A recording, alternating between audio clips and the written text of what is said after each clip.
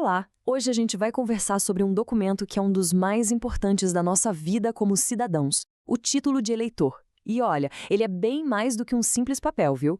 É o nosso primeiro grande passo para poder usar um poder que é fundamental na democracia. E aí fica a pergunta no ar: será que está tudo pronto para colocar esse poder em prática? Porque no fundo é exatamente isso que o alistamento eleitoral significa. Não é sobre burocracia, sabe? É sobre participação de verdade. Para a gente entender melhor, vamos pensar assim. Os direitos políticos são como um passaporte para a democracia. É esse passaporte que permite que a gente viaje por esse universo e ajude a decidir os rumos do país. E o título de eleitor? Bom, ele é a chave que abre essa porta. Então, como é que se consegue essa chave, esse passaporte? A primeira parte da nossa conversa vai focar exatamente nisso. É um guia prático, um passo a passo, para quem vai tirar o título pela primeira vez. Agora, vamos olhar para uma coisa que é crucial: as datas. Atenção aqui porque são dois prazos bem importantes, baseados nas regras oficiais, lá. Até 6 de abril, quem não tem biometria pode começar o processo pela internet. Mas o dia D mesmo, o prazo final para tudo, é 6 de maio. Essa é a data limite para absolutamente tudo: tirar o primeiro título, pedir transferência, revisar dados. Depois disso, o cadastro fecha e só reabre depois das eleições. E quem é que precisa ter esse passaporte em dia, afinal? Bom, o voto é obrigatório para todo brasileiro com mais de 18 anos. Mas, e esse ponto é fundamental, ele é opcional para a galera de 16 e 17 anos, para os maiores de 70 e para pessoas analfabetas. Nesses casos, é uma escolha, um direito que pode ser exercido se a pessoa quiser. E como é que isso funciona na prática? Olha, o processo é mais simples do que parece. Primeiro passo: organização. É só separar o comprovante de residência e um documento oficial com foto. O segundo passo é começar tudo online, lá no portal do TSE, o que já adianta um monte de coisa. Por fim, é só dar uma passada rápida no cartório eleitoral para coletar biometria e validar tudo. E pronto, simples assim. Certo, passaporte em mãos. Agora vamos para a próxima etapa, entender como ele funciona na prática, porque ter o título traz tanto direitos quanto alguns deveres importantes no dia da eleição. Esse quadro aqui deixa tudo bem claro. A manifestação individual, silenciosa, com um adesivo ou um botão, está liberado. É um direito. O que as regras proíbem é aquela aglomeração de pessoas, a famosa boca de urna.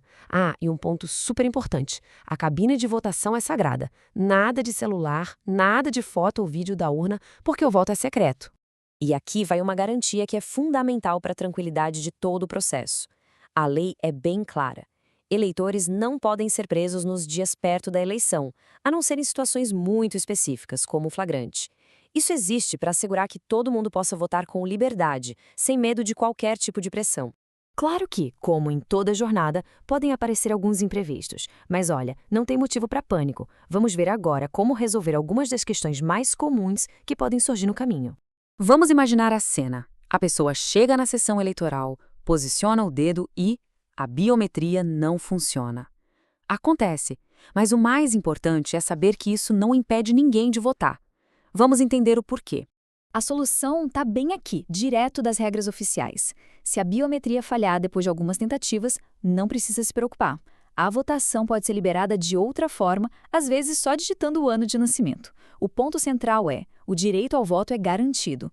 Depois, com calma, a pessoa é orientada a procurar o cartório para atualizar os dados biométricos.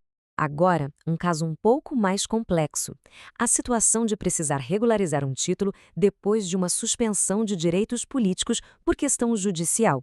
Recuperar esse passaporte também tem um caminho bem definido.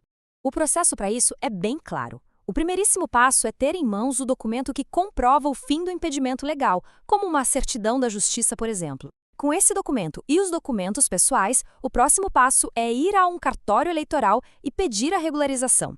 A partir daí, a Justiça Eleitoral cuida de reativar a inscrição. Bom, a gente viu como tirar, como usar e até como resolver problemas com o nosso passaporte para a democracia.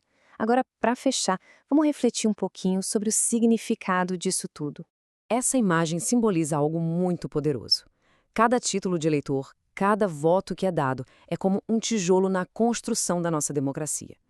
Pode parecer um ato pequeno, individual, mas a força dele, quando somada a todos os outros, é coletiva e imensa. E assim, a gente chega ao final deste nosso guia. A ideia da chave nos acompanhou até aqui, né? Então, a reflexão que fica é essa: Com a chave da cidadania em mãos, que portas para o futuro cada um de nós vai decidir abrir? A decisão começa com o alistamento, mas ela se concretiza de verdade lá, na urna.